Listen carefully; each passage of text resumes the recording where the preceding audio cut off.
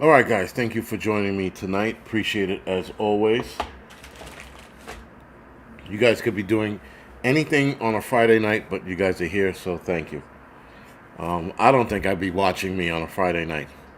Nonetheless, I appreciate it as always, guys. So, let's get the 5x5s out the way. Ozark Prepper, Mr. Landfill, Dobie, Hate Hate Me, Adam, Lone Prepper, Loretta, Flown Grown, Angelwood, Troll, Raccoon, Elaine, EMP, 2 Tim 3, Volvin Media, thank you for the 5x5. Uh, everybody, Merry Christmas, or late Merry Christmas, excuse me. Paul F., Tom Tom, Tia, WTC, Southern Tier, Brian, White, Michelle, Francine, Dawn, thank you for the 5x5. Cluster Clock, Farms, thank you for the 5x5. Off Life Griff, Wallace, Ronan, Joanne, Jeep Dog, Let's Go, thank you for the 5x5. Prep to Adapt, what's going on? Prepper Revelator, what's going on? Let's see, who else? I'm sorry. Mood Swing, Jeep Girl, Houdini, thank you for the 5x5. Intuitive, Loretta, thank you. I'm sorry, Lori, thank you for the 5x5. Joe FW, Comet Moon, Thomas, Crow, Incognito, Real, thank you for the 5x5. Frank, Winston, Deacon, Scott, thank you for the 5x5. South Carolina Dear Girl, thank you for the 5x5. What it do? Thank you for the 58 minutes. Randy, thank you for the 5x5. And John Wright, Bush Pig, thank you for 5x5, guys. Appreciate it. And Fast Hands, thank you for the 5x5. So,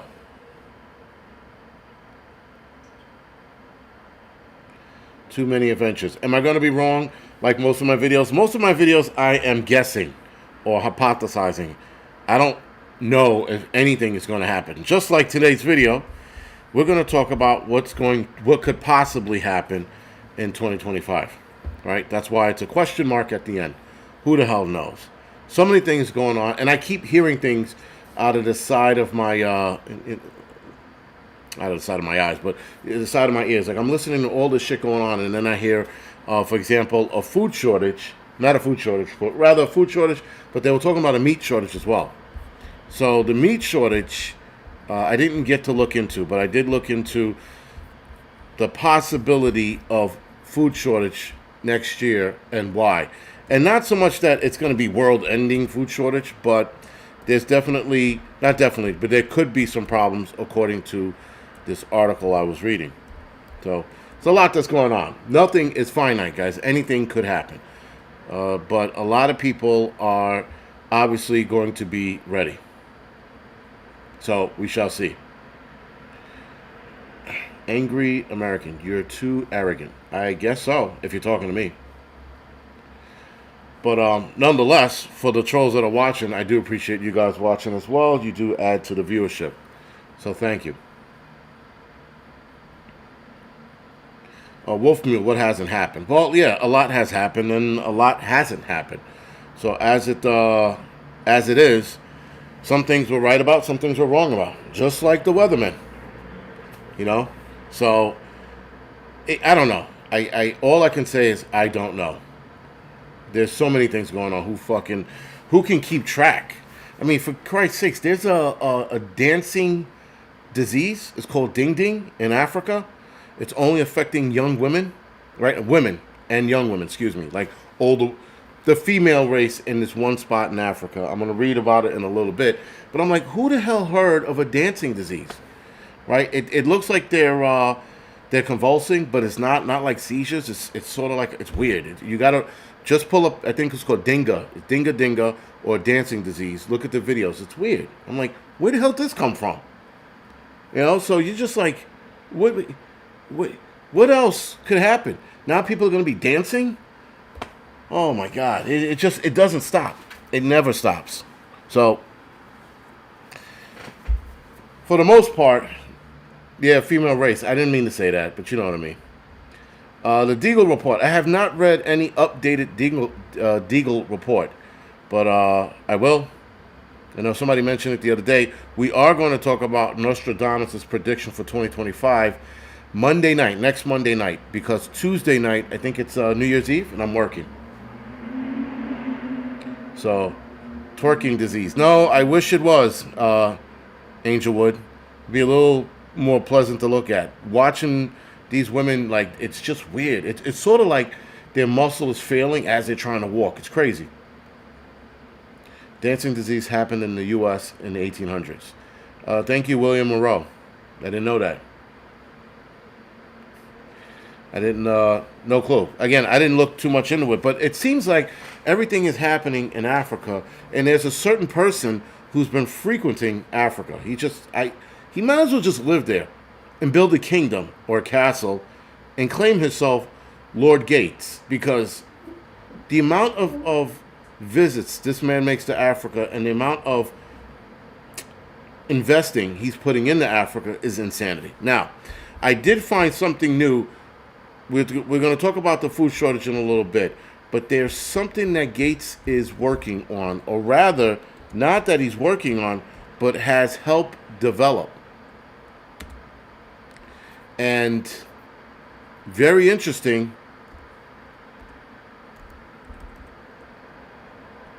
Very interesting. This stuff is supposed to protect the environment. Again, I don't know what's going to happen. Right? Too many inventions. I like that, by the way. Yes, we're talking about Bill Gates. And he's just always there. I mean, just, like, enough already. Just fucking build a home there and stay there. Run for president there. I don't fucking know. But he claims to be a philanthropist. And he looks like a philanthropist to everybody else who's not paying attention to his bullshit. He just doesn't accidentally, guys, end up somewhere, shows up in a country, things start happening, and then Bill Gates shit start happening behind his visits. It's like, it's amazing. Yeah, one shot, one kill. He's like a bad penny, man. Won't go the fuck away. Anyway, a lot to cover tonight. So, the rundown for the night and what could possibly happen next year. Again, who knows? I didn't put the economy on this list because the economy was supposed to crash, I don't know, 1,000 times between when I started this channel and now. So, I mean, I guess I'll add it, not add it, I'll mention it, but it's just...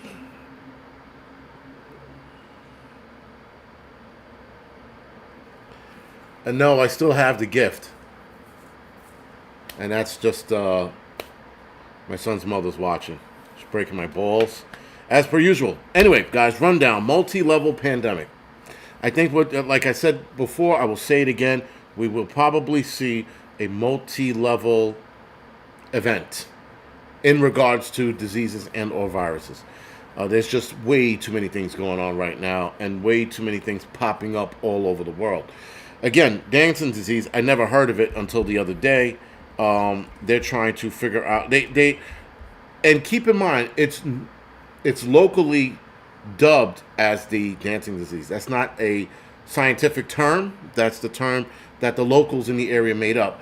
Meanwhile, they don't know what's causing it, right? So even if it was here in the 1800s, I don't think they actually have a name for it. As the article states, it's a mystery disease. So go figure, right? So anyway, guys, rundown. Multi-level pandemic or event. We have war all over the world, like, and not Third World War, but like war popping up all over the world. Pockets of war popping up. We have nuclear war, also known as the Third World War, which we're going to talk about a little later tonight. Attack on America, because hell, why not? Natural disaster. There's a lot of talk about the big earthquake coming up. Well, multi-level pandemic, meaning different disease. Who just asked that question? Lexi. Different diseases popping up at the same time, right? So you'll have Mpox, the bird crap, a stronger Mr. 19, I don't know, Marburg. You'll have all of those pop up at once. And there was actually a doctor that stated that the other day, maybe a couple weeks ago, I'm sorry. He stated it a couple weeks ago, and he talked about we could be faced with that. But he was talking about flu, Mr. 19, and I'm pretty sure he mentioned bird flu as well. So he was talking about different levels of it and how it's going to affect us. So we could be seeing multiple outbreaks all at once. That is the kick in the nutsack, if that happens. Listen, who knows? It could happen. It might not happen. But a lot of people are starting, a lot of doctors, and scientists are starting to bring this up and talk about this. And you're going to start, there's another term for it. I call it multi-level pandemic, but I'm pretty sure it's wrong in the way I'm saying it. The doctor said it, he said multi-pandemic outbreak. That's what he said. Multi-pandemic outbreak happening simultaneously. That's how he put it. I was putting it as multi-level pandemic early this year, and then a doctor worded it a lot better. I am not one for wording shit, as you guys already know. So he worded it a lot better than I did, and again, more people are starting to realize we can absolutely see some shit. So yeah, bacterial pneumonia is going around. Thank you, Johnny 308, for bringing that up. There is a pneumonia outbreak, and a lot of people are getting it. I've never seen so many people in my firehouse get sick at the same time. Insane.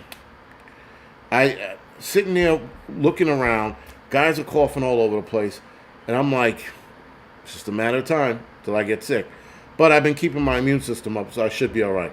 And listen, I hope I don't get sick because I've been running around calling everybody, telling everybody I have a bitch-ass immune system. So there is that. So I've been squaring myself away, drinking tea, lemon, and ginger like it was going out of style. Also honey, Manuka honey. By the way, if you're going to use any honey, Manuka honey is good. Manuka honey is expensive here in the United States, but in New Zealand, Manuka honey is good for you. So I should be fine. But the bacterial pneumonia is making its rounds. Whooping cough. I did hear about whooping cough upstate New York, but John Wright is stating it's also in New Hampshire. So again, guys, we're going to see a lot of different shit. Vitamin C, zinc, and vitamin D. I've been taking all of that shit. And I've been taking vitamin D as well, and vitamin C. And then I got a couple other things I take over there on my table of fucking... it's like a medicine chest, but it's supplements.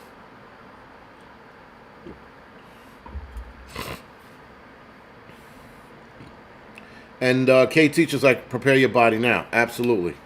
Yeah, as I cough, right? And my nose has been getting stuffy, so I know what I got to do right after this. You need some fire cider and elderberry. Elderberry I do need. Fire cider, I don't know what that is. I have a feeling you're going to tell me it's something with whiskey. I have plenty of it. So if that's the case, I should be fine. Chew elderberry. I'm going to buy some online. There used to be some that I got from this lady, but I keep forgetting about ordering from her. I use Manuka honey normally right before I get sick. If I think I'm going to come down with something, I'll use it. But you can definitely use it while you're sick or while you have a bad cough. Manuka honey is great for that. I would buy Manuka honey at like $40, $50 a jar just for my daughter. Just so that she can have it. She used to always get a bad cough every year. So I would go out of my way to buy that for her. And the elderberry stuff. Elderberry suppositories? Fucking no. That's a hard no. No, thank you. Nope. That's not going to happen. Anyway.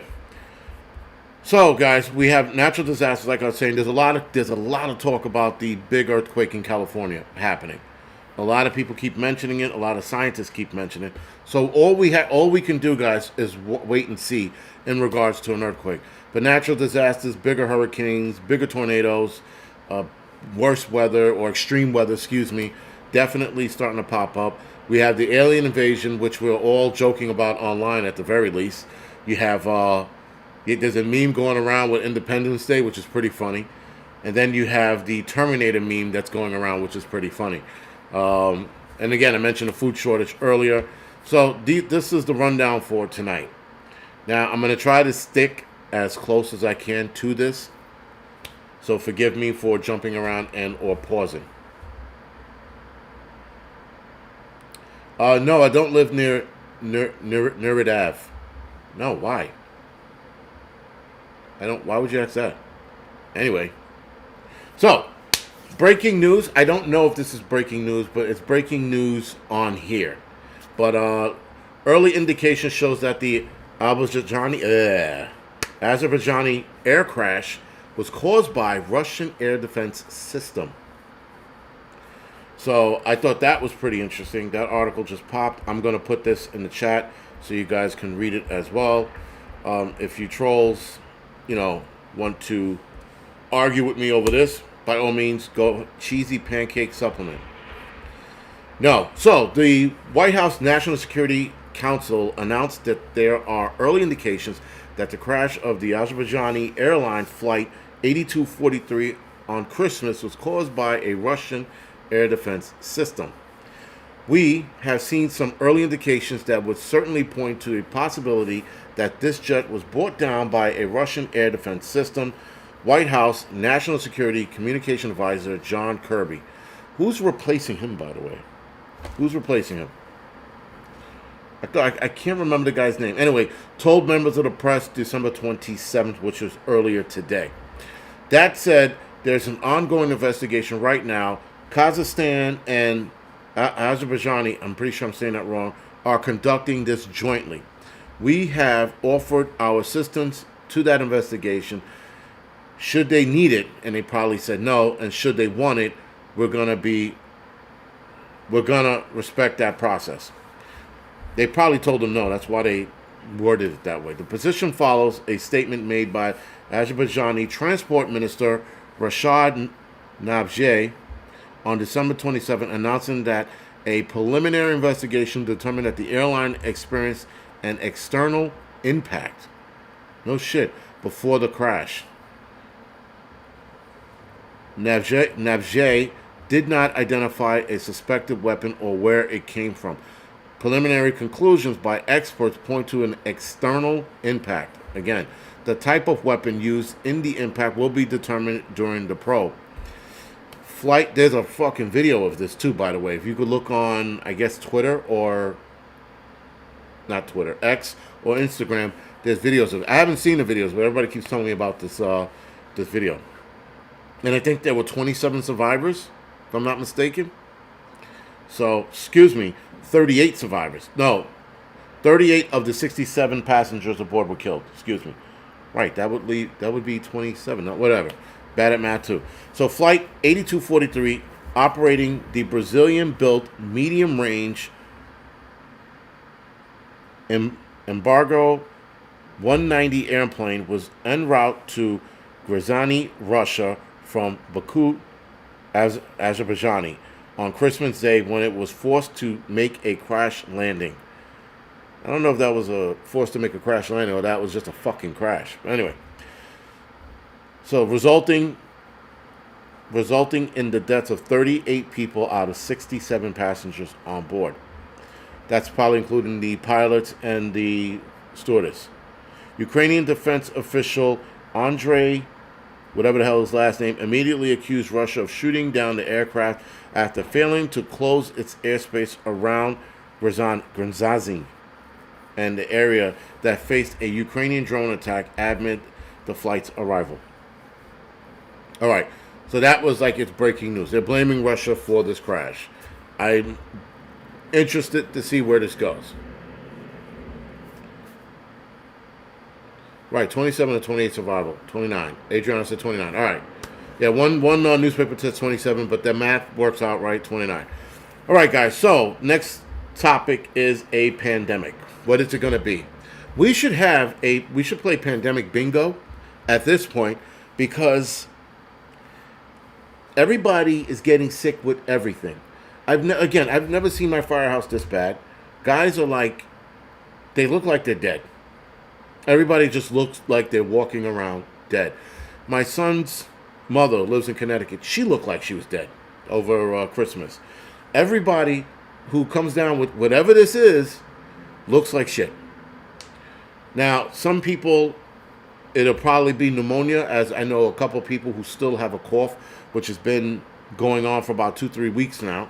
So it's got to be, but they haven't got diagnosed with it. It's actually walking pneumonia that's going around, excuse me, not just regular pneumonia, it's walking pneumonia.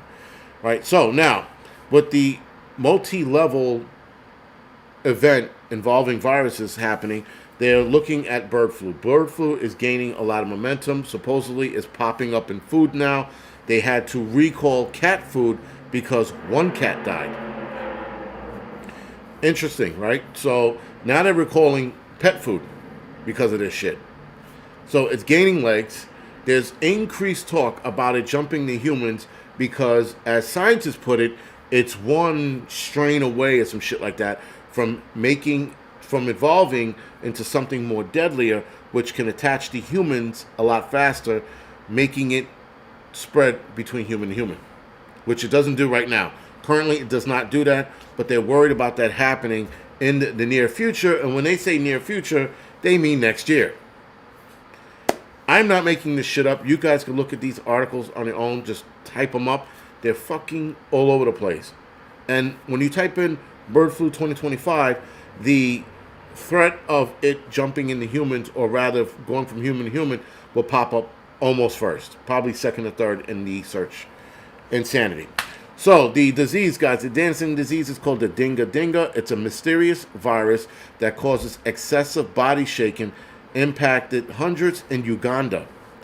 Now, who else was in Uganda just last month, or rather October? Lord Gates. They rolled out the red carpet, they dropped the rose petal, and he was prancing all over Uganda. He leaves Uganda and this shit pops up. Again, I could be wrong. It could just be Africa and its shittiness.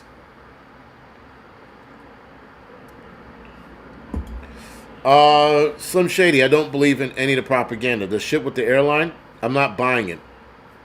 They're quick to blame Russia just to, I guess, keep the war going. Who knows? But anything is possible. That's why I take everything with a grain of salt. Yeah, so Mobutu, guys, was affected by the dancing disease. But Mobutu's a dude, so it might not have affected him. Unless he's a gay African, then in fact it might. Whatever, not the point. So, the condition predominantly impacting women and girls is characterized by a fever, excessive body shaking, which severely hampers mobility.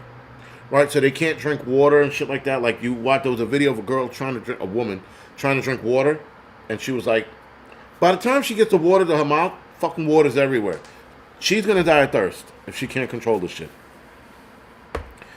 Anyway, approximately 300 people in Uganda's Somebody's district has reportedly been affected by a mysterious illness locally referred to as the dinga dinga, dancing disease. The condition, I already said that, predominantly, yeah. I don't know why they repeated that twice, but they did. So anyway, that's what's going on in Africa yet again. Right? Then they had the respiratory malaria, which they were dubbing as Disease X about 3 weeks ago now. Last week or 2 weeks ago, they stated that it's a respiratory malaria. That's just a quick update on the shit show that's going on in Africa, because everything is coming out of Africa. Yeah, Mobutu can't catch a break. Poor guy. Now he's dancing. He's going to die of thirst because he can't get water to his mouth. So, of course, guys, I did a video on Attack on America. You had Sarah Adams who was talking about it. Listen, the one thing about Sarah Adams, and I brought it up to one of my buddies who texted me about her 2 weeks ago now. He's like, did you hear about this chick? She's talking about an Attack on America. So I watched the video, guys, for like maybe 1 minute, 2 at best. And I turned it off and I go, there's something wrong with this whole shit. The way she's talking, she's too relaxed. She's sitting back like this. She's like, yeah, there's going to be an attack and we got reports.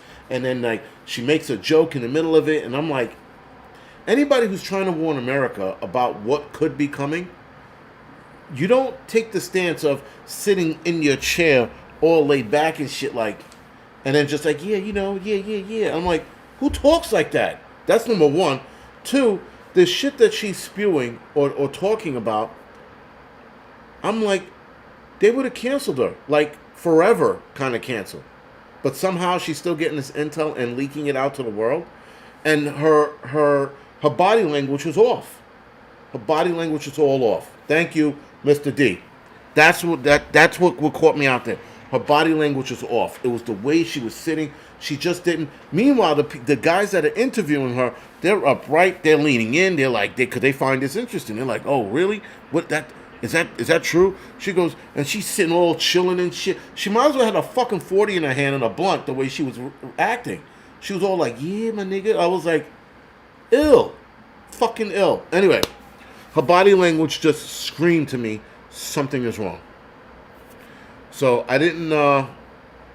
I take what she's saying with a grain of salt as well. There was just something about it, and again, her talking about all of this shit, and she's still alive. I don't know, but anyway, according to Sarah Adams, there will be an attack by Al Qaeda in 2025. She states that 1,500 Al Qaeda troops in the United States gearing up for an all-out attack. Right? So if a lot of you guys remember Mumbai, what was that, in India, I think it was? Or was that Indonesia? I can't remember. India, Indonesia. That was an attack by a bunch of terrorists that went into the city and they just started letting people have it all over the city simultaneously. This attack that she speaks of would be sort of like that, but on steroids, because it would be throughout the entire country all at once. She states it's a multi-city, multi-coordinated attack planned in America, and there also could be 4 European countries that will be affected by this as well. So there could be an attack in 4 European countries. Again, this is her words, not mine. Do I believe her? No. But do I put it in the back of my head in case some shit pops off? Yes, because you never know. You had people warning them about Benghazi, and people ignored Benghazi. And when Benghazi happened, everybody was like, oh shit. Right? So a lot of the higher-ups and a lot of the elites, they were warned about what was going to happen in Benghazi, and then they just ignored it. And then when it went down, they were like, damn, we fucked that up. So that's why I always keep shit in the back of my head. Scrappy Cats had talked to Bear and PJ about Sarah. I know that Bear doesn't know Sarah Adams personally. He said that in one of his videos. PJ, who's PJ? Can you clarify that? But anyway, again, the one thing I'm good with guys is people. I can look at a person and tell a lot about them just by the way they talk, move, and the way they behave. And her behavior, and the way she moves and the way she talks, does not correlate with somebody who's warning America about an impending attack. And I'm not saying that she has to sit there in panic mode, sweating like a whore in church. I'm just saying there needs to be a little more seriousness to how she's carrying her message. And if you're carrying a message like you don't give a fuck, why should anybody else? Oh, Viking. Well, you know what? I would ask Bear to ask PJ, but not peanut butter and jelly. Pastor Joe. But anyway, like I said, I put it in the back of my head. I'm not dismissing it completely, but I'm also not buying it either. I'm not like, like, oh my God. Listen, that attack that she speaks of, that's supposed to happen, an NYPD terrorist sergeant or captain or whatever it was in charge of the unit, almost about 10, 15 years ago, was warning about this back then. After Mumbai happened, about a couple years later, he was warning everybody about that could be a possibility happening here in New York City. And if it happened here in New York City, it would be the worst terror attack ever in the history of a city, because New York City is not prepared for it. Even worse, NYPD is not prepared for it. NYPD only has a handful of ESU cops, what you guys are known as SWAT. We call them ESU, Emergency Service, I forgot what it's called. Emergency Service Unit, excuse me. And there's only a handful of them. So only those guys can get down. Everybody else, the rest of the police force, can't. Not to mention, not to mention, a lot of those cops would not get into that kind of gunfight unless they were cornered. A lot of those guys would not get into that. A lot of them women would not get into the gunfight. It would be a different. It wouldn't be good. That's all I would say. And then you're also going up against guys with high-powered weapons. NYPD officers only have Glocks. So it would be a massacre on all levels. Then, to make matters worse, this NYPD, again, terrorist unit dude, stated that they could also have devices on them as they're attacking. Go down to 42nd Street. First guy sets it off. Boom. Causes confusion and chaos. Everybody starts running down the side blocks, side streets.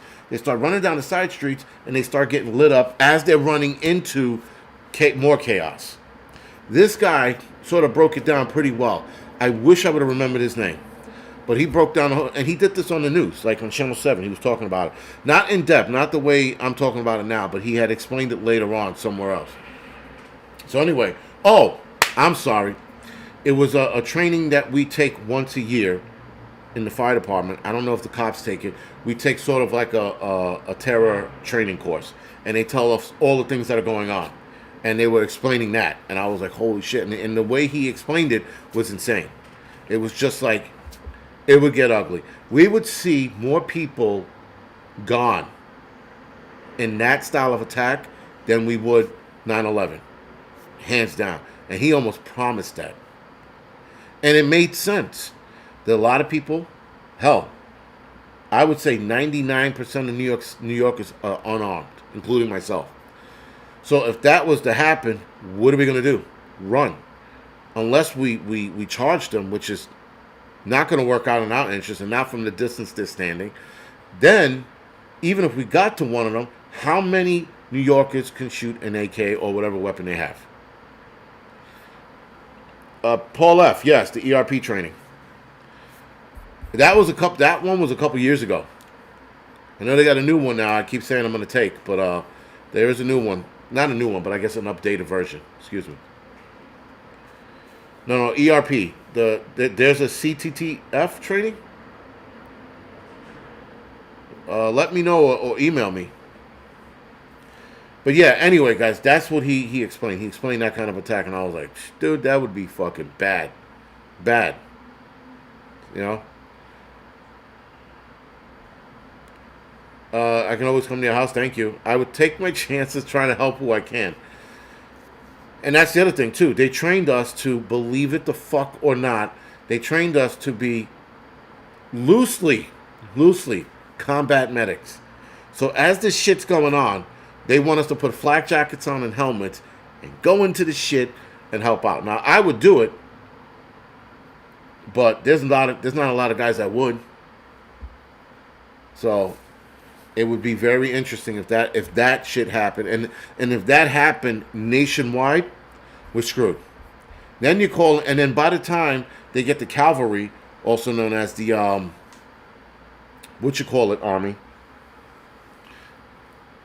By the time they rally everybody up, it'd have been 3-4 hours of nothing but attacking. So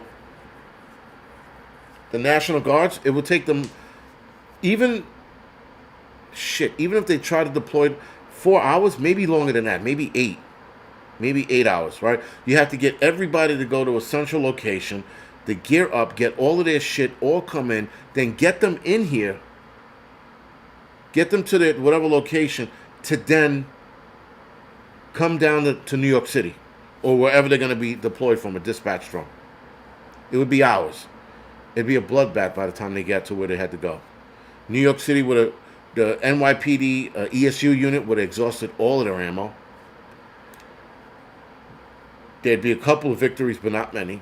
There'd be guys walking through buildings and populated areas and train stations. It would be bad. If that attack, that the way that cop explained it happens, it would be bad. It would make 9/11 look like a walk in the park.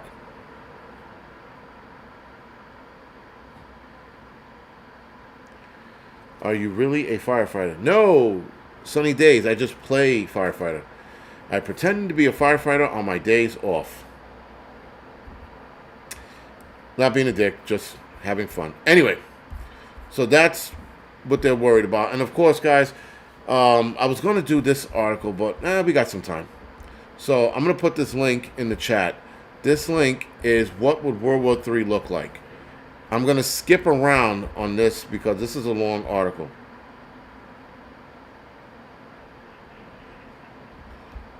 Why do you think Joe tried so hard to get our ARs? Of course. He's a firefighter LARPer. You know that there's such a thing as that? I did not know this shit. I was really naive. I'm still naive in certain things. But I was really naive with shit like that. I did not think in a million years that people would want to pretend to be a firefighter. And they go around pretending to be firefighters. I mean, I don't think that I don't think that's stolen valor. I mean, I don't think it's on the same level as pretending to be a military guy. At least I don't think so. Maybe if you do it and then you're stealing charity money and shit like that, because I was at 9/11 kind of shit. If you do that, you're a scumbag. But I didn't know that people pretended to be fucking firefighters. That's insanity. I don't get it. I wouldn't in a million years thought people would fucking pretend to walk around and tell other people, yeah, I'm a firefighter, you know, I work in, you know, engine company 289, you know, like make some fucking shit up. You know, I work in rescue company 23. And people would believe it. It's called a volley. Nice, Paul. He said it's called a volley. Is that to get chicks?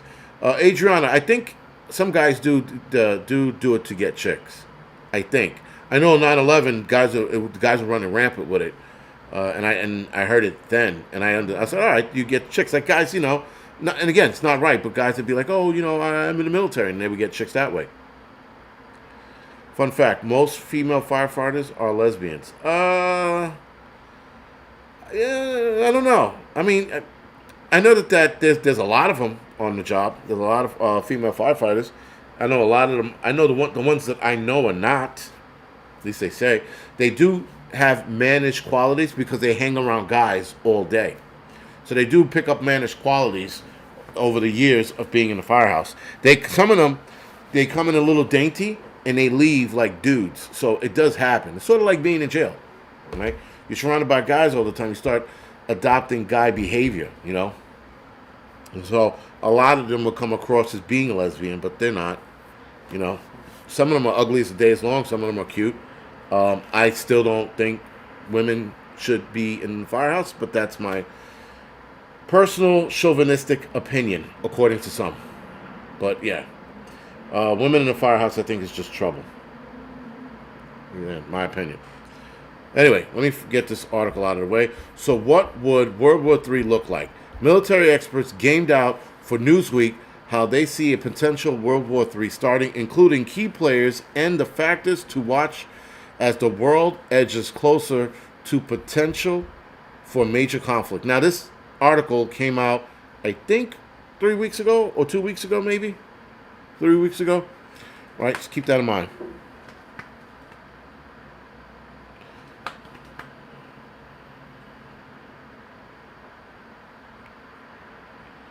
My neighborhood, almost every dad was a fireman. Okay.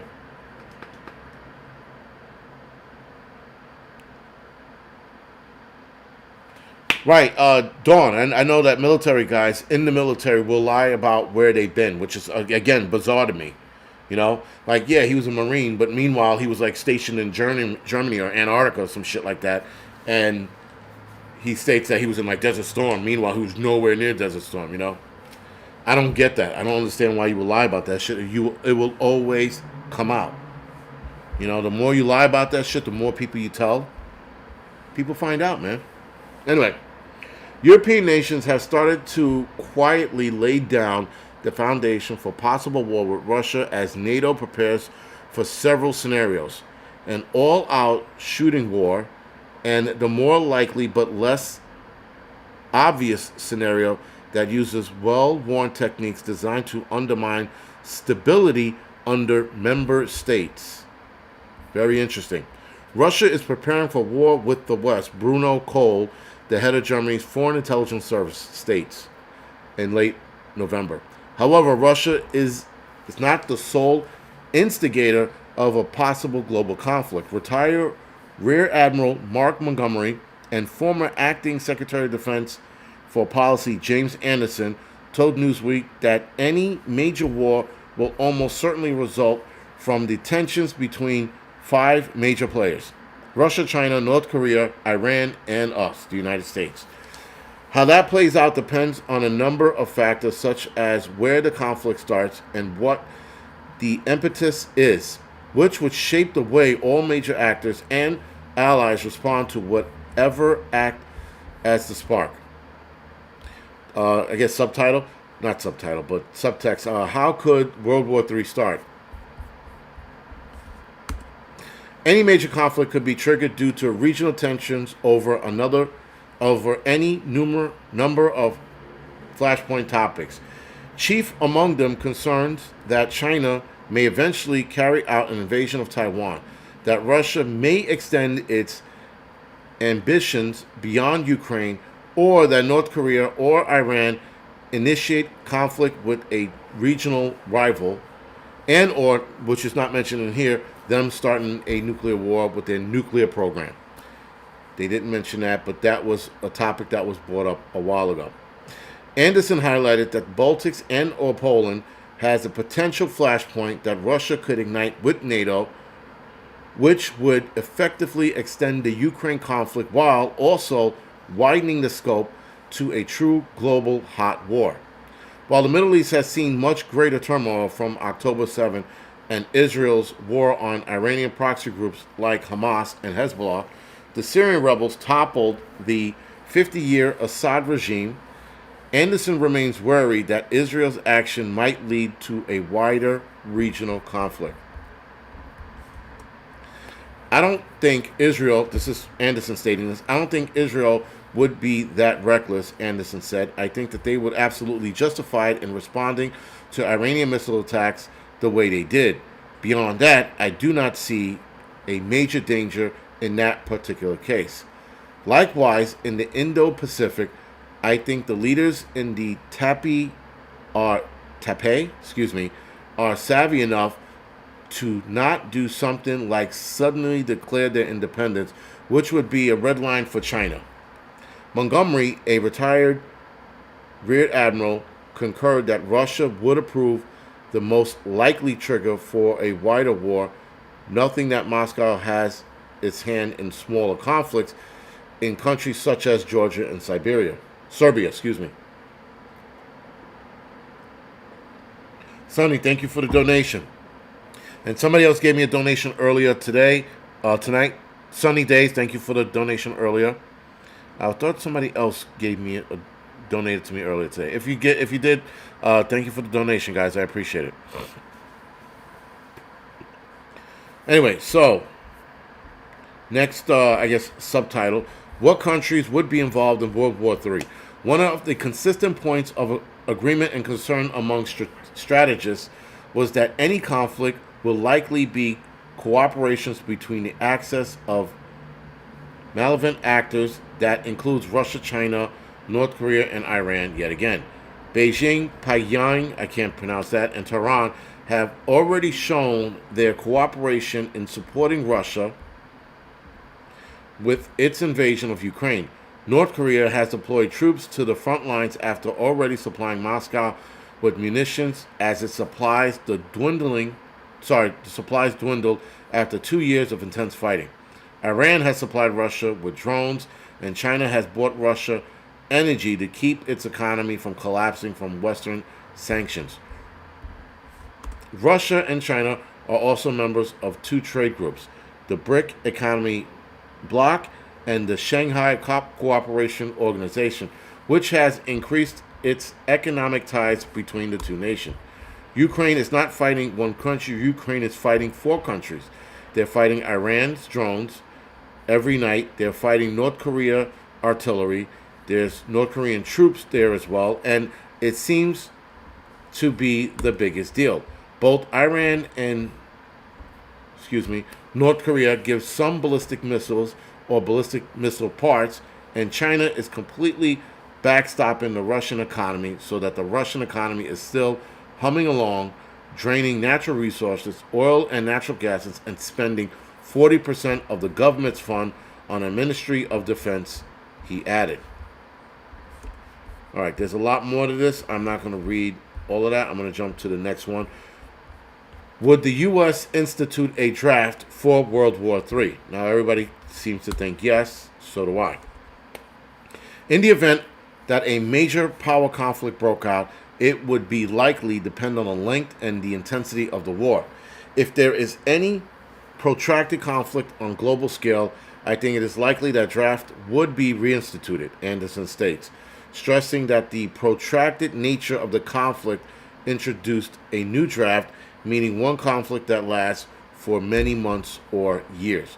Montgomery agreed that the draft would only occur in a protracted conflict lasting for years, arguing that the U.S. military is sized for that force that we can handle right now. I don't know about that. And then here's the bigger part, the last two parts here, that I think everybody should listen to. What is the safest place to be if World War III starts? Due to the widespread nature of a global conflict, few places will be entirely safe, especially if a protracted conflict pushes the major power to start fighting over resources, such as Venezuelan oil and the precious earth metals found in some parts of Africa. Until that point, while nowhere will be truly safe, safer places would remain locations across southern globe, according to both experts. Anderson went a step further, however, and suggested that staying far from military installations and key infrastructure targets such as large cities would be the best strategy. In the event of World War III, one of the ones going to be safer in rural Oklahoma than around New York City. Thank you for that. Thank you for fucking setting me on fire already. Anderson said that while noting that some locations in the Mountain West might seem protected, also host strategic, important military installations like nuclear bunkers. I know that Colorado has a couple of those spots as well. There's certainly plenty of mountains and rural areas that would be safer than being adjacent to a major military base or major infrastructure in the United States, which generally involves cities. How long, this is the interesting one, how long will it take to recover from nuclear war? The most tedious part of a possible World War III is the potential that the conflict escalates to a nuclear detonation. Common belief is that World War III would necessitate nuclear conflict, but both experts advise that nuclear weapons would not see immediate usage, and even if deployed, would more likely involve tactical weapons that would limit the impact. The experts point to Russia's repeated threats to use nukes, but reluctant to take the step towards actually deploying the weapon, as evidence that major powers remain aware of a full cost of crossing such a red line. Putin's nuclear threats in Ukraine have, at least thus far, been bluffs. I've said that for a while now. In context of World War III, nuclear weapons probably would be in a large stage used by countries that are feeling desperate, that sense their existence, like North Korea, is at risk and that have no other options. That would be North Korea. But North Korea would use them just to show force, not because they are desperate. Let's see. In context. Okay, Montgomery added that a potential U.S. nuclear weapon used would likely occur as a response rather than a first strike. I don't think we'd be first. Then that question comes, when would China and Russia use them again? Vladimir Putin has shown that most risk-taking of all leaders we've mentioned. Both experts concurred that how long it would take to recover from any conflict would completely depend on the extent of usage, massive time, limited usage. You know, the tactical nuclear weapon, only limited times. Basically, they didn't give us an answer to that. They just did a lot of talking around.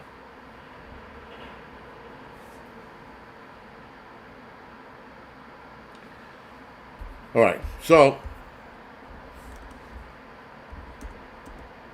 now the food shortage. We got 8 minutes left because I'm gonna go off the air on time and then go head over to the Angry Truth channel. The Angry Truth guys, we're gonna talk about more people not making 2025. I think you guys know what I'm talking about, or at least what I'm referring to in regards to next year, as we might see more things ramp up or more reactions, bad reactions ramp up because of the arm ticket. So, as this goes, so of course there was an Air Force general. This article came out almost a year ago, 2 years ago, a year ago. Almost 2 years ago. Yeah, this article was Air Force General predicts war with China in 2025. That's fucking next year, man. Tells officers to prep by firing a clip at a target and aim for the head. This article came out a while ago. I'm going to put it in the chat. You guys can read it. I want to talk about the food shortage in the last couple of minutes we have. All right, so food shortage, guys. They're going to blame these following, not scenarios, but problems, right? So climate change impact. Climate change is drastically affecting agricultural productivity. Rising temperatures and unpredictable weather patterns are making it increasingly difficult for farmers to grow crops. That's climate change impact. Number 2, water scarcity. Water scarcity is a growing threat to global food production. With fresh water sources depleting, agricultural practices are becoming unsustainable. Many regions are already experiencing severe water shortages. This restricts the ability to cultivate crops, irrigation systems needed to modernize to conserve water. Modernization to conserve water. Techniques like drip irrigation can significantly reduce water wastage. Communities must prioritize water conservative efforts. Government should invest in infrastructures to support sustainable water use. Addressing water scarcity is crucial in ensuring the future food security and also so that we don't die of thirst.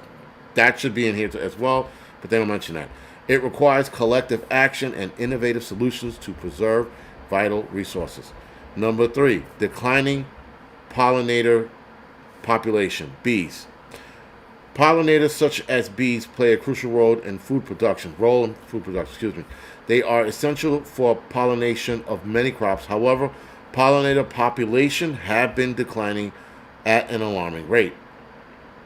Habitat loss, pesticides, and climate change are contributing factors. The decline threatens the productivity of crops like fruit, nuts, and vegetables. They're always going to blame climate change. It's always going to go back to that. Doesn't matter what happens. It's going to be fucking climate change. Number 4. Soil degradation. Soil degradation, Soil degradation is a silent threat to food security. Over farming, deforestation, and improper land management are degrading soil quality. This reduces the ability to support food crops. Nutrition depletion and erosion are significant concerns. These issues lead to lower yields and reduced agricultural productivity. Implementing sustainable farming practices can help protect soil health. Whatever. 5. Political instability. Political instability can disturb food supply chains. Conflicts, unrest lead to market closures and transportation disruption. This restricts access to food and essential supplies. Import-export activities are also affected, impacting global food distribution. Regions experiencing political instability often face higher food prices and shortages. Strengthening governance and promoting peace is vital. Number 6, economic disparities. Economic disparities exacerbates food shortage. Low-income populations struggle to access nutritional foods. Rising food prices widens this gap, making it harder for vulnerable communities to gain access to food. Economic inequality affects food distribution and availability. 7? Yeah, 7. 7 is loss of biodiversity. Biodiversity loss is a critical issue for food security. Diverse ecosystem supports resilient agricultural system. They provide essential services like pest control and pollination. However, habitat destruction and monocultural farming reduced biodiversity. Number 8, supply chain vulnerability. Supply chain vulnerability can lead to food shortages. Disruption in transportation and logistics affect food availability. Natural disasters and pandemics expose these weaknesses. Number 9, changing dietary patterns. Changing dietary patterns are impacting food demand. There is a growing preference for meat and processed foods. A growing preference, but whatever. Shift agricultural focus and strain resources. Producing meat resource intensive and affects land use. Promoting sustainable diets is essential for food security. They're talking about bugs and that 3D meats and shit like that. Producing meat is resource intensive. This is a very liberal article, but I'm just reading you the liberal points. Technological changes impact agricultural productivity. While technology offers solution, access, and adaptation are uneven, small-scale farmers often lack resources to implement innovations. Bridging the technological gap is essential for food security. Government and organizations must support technological adaptation. Cheryl, yes, this is all BS. This is why I'm fucking reading this shit, because it's stupid. Anyway, bottom line is not saying that technological problems are also going to cause it. Thank you for the 2-minute warning. Urbanization pressure. Urbanization puts pressure on agricultural resources. That's expanding cities or increasing population, right? Expanding cities encroach on arable land. This reduces space for food production. Urban sprawls also affect rural livelihood. Integrating urban and agricultural planning is crucial. Urban agriculture can supplement food supplies. Efficient land use planning can balance development and agriculture. Anyway, so how to prepare for this so-called food shortage that's on its way? Grow your own food, start composting, stockpile seeds, stockpile dry goods, stockpile canned goods as well, stock up on freeze-dried foods, learn how to preserve your food, i.e. canning or dehydrating, buy prepper cookbooks or just cookbooks. There's a good cookbook on depression cooking. That's a good book that'll teach you how to save scraps and how to make food out of scraps that you would normally throw away. Learn to cook from scratch. Learn to bake as well, especially bread. Build a relationship with local farmers if you haven't already. Learn to forage, build a greenhouse, and raise chicken and or livestock. This is going to help you go a long way and combat the food shortage that could be on its way next year.